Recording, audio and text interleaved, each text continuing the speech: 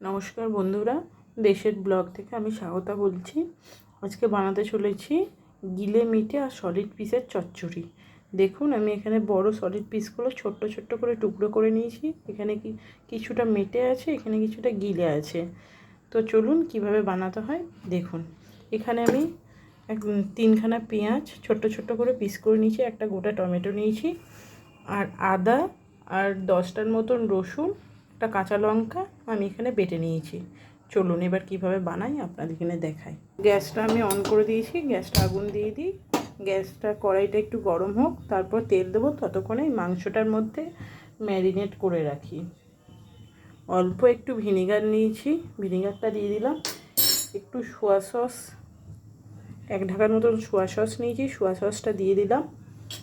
অল্প 1 চামচের মতন হলুদ দেব, আর অল্প একটু নুন দেব। যেহেতু ভিনিগারে নুন দেওয়া আছে, তো ভিনিগারটা লবণাক্ত হয়, তার জন্য অল্প একটু নুন দেবো। তো এইটা একটু হাতে করে ভালো করে মাখিয়ে, পেঁয়াজ ভাজা যতক্ষণ না পেঁয়াজটা ভাজা না হচ্ছে ততক্ষণ পর্যন্ত এটা মাখিয়ে ঢাকা দিয়ে রেখে দেবো। মাখানো হয়ে গেছে ভালো করে, এবার এটাকে আমি ঢাকা দিয়ে রেখে দেবো। এদিকে আমার কড়াই ভালো গরম হয়ে গেছে, এবার তেল দেব। গিলে মিটে কষা করার জন্য একটু বেশি করেই তেল দেবো। তেলের মধ্যে ফোড়নের জন্য একটা শুকনো লঙ্কা দিয়ে দেবো। এবার কুচো করা পেঁয়াজগুলো দিয়ে দেবো। পেঁয়াজ আমার দেওয়া গেছে, পেঁয়াজগুলো ভাজা ভাজা করে নেব। দেখুন আমার পেঁয়াজগুলো ভাজা হয়ে গেছে। এবার ছোট্ট যে টমেটোটা, ওই টমেটোটা হাফ করে টমেটোটা দিয়ে দেবো। টমেটোটা দেওয়ার পর 1 চামচের মতো নুন দেব, দিয়ে একটু ভালো করে নাড়বো।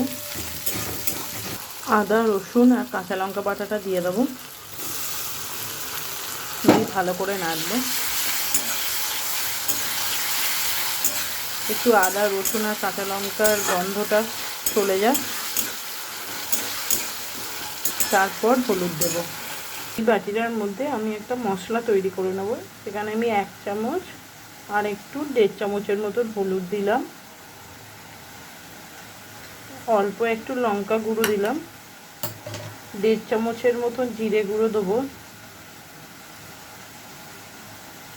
1.5 চামচের মতো জিরে গুঁড়ো দিলাম।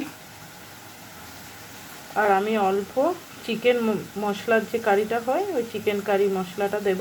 আমি এটা এভারেস্টে চিকেন কারি মশলাটা ব্যবহার করেছি, এটার ভালো স্মেল আসে। এই মশলাটা দিয়ে দেবো, দিয়ে এই মশলাগুলো একটু জল দিয়ে গুলিয়ে নেব। জল দিয়ে একটু গুলিয়ে নিলাম।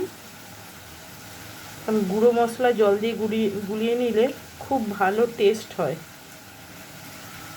জল দিয়ে গুলিয়ে নিলাম, এটা থাক।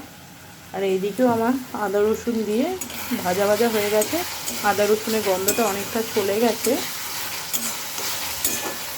আদা রসুন পুরো ভাজা হয়ে গেছে, উপর থেকে তেল ছেড়ে দিয়েছে। এবার যে মশলাটা তৈরি করে রেখেছিলাম, ওই মশলাটা দিয়ে দেবো। এবার মশলাটা দিয়ে ভালো করে নাড়বো। নুন দেবো না, যেহেতু মাংসটার মধ্যে নুন আর ভিনিগার দিয়ে মাখানো আছে। আর এইদিকে টমেটোটার পর নুন দিয়েছি, তো নুনটা একটু লাস্টে দেব। মশলাটা দেওয়ার পর একটু ভাজা হয়ে যায়, তারপর মাংসটা দেব। আপনারা চাইলে একটু চিনি দিতে পারেন, তো আমি চিনিটা দিচ্ছি না, যেহেতু আমার ঘরেতে মিষ্টিটা অনেক কম খায়। মশলা আমার পুরো রেডি হয়ে গেছে। এবার ম্যারিনেট করা মাংসটা দিয়ে দেব। গিলে মিটে আর সলিড পিস আমি দিয়ে দিলাম। এবার ভালো করে নাড়বো, নাড়তে নাড়তেই জল বেরিয়ে আসবে। দেখুন এখানে দেখুন আমার গিলে মিটে আর সলিড পিস পুরো কষানো হয়ে গেছে। এবার আমি 1 চামচের মতন টমেটো সস দিয়ে দেব, আর একটু নুন দেব। 1 চামচের মতো নুন দেব। নুনটা লাস্টে দিলাম, যেহেতু প্রথমে ভিনিগার আর নুন দেওয়া ছিল, তাই 1 চামচের মতো নুন দিলাম। আর যদি লাগে লাস্টে নামানোর আগে একবার দেখে নিয়ে তারপর নুনটা দেবো। এবার ভালো করে নাড়বো, আরও একটু কষাবো। আপনারা দেখতেই পাচ্ছেন পুরো কষানো আমার রেডি হয়ে গেছে। পুরো মাংস মশলার সঙ্গে পুরো ভালোভাবে কষে গেছে। এবার আমি একটু গরম জল করতে দিয়েছিলাম, ওই গরম জলটা এবার দিয়ে দেবো। ব্যাস, আর দেবো না। এবার এটা ভালো করে একটু নাড়িয়ে দেবো। দিয়ে ঢাকা দিয়ে দেবো। এবার ঢাকনিটা তুলবো।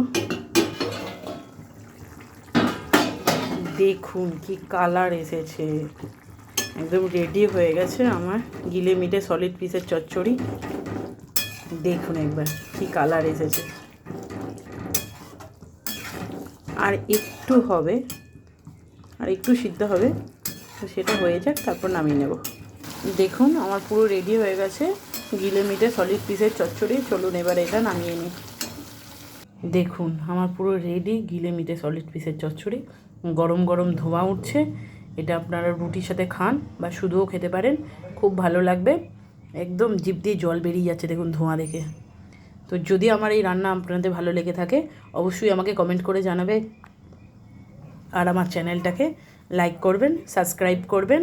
Good night, by. নেক্সট একটা রান্না নিয়ে আমি স্বাগতা আপনাদের সামনে হাজির হচ্ছি। সবাই ভালো থাকবেন।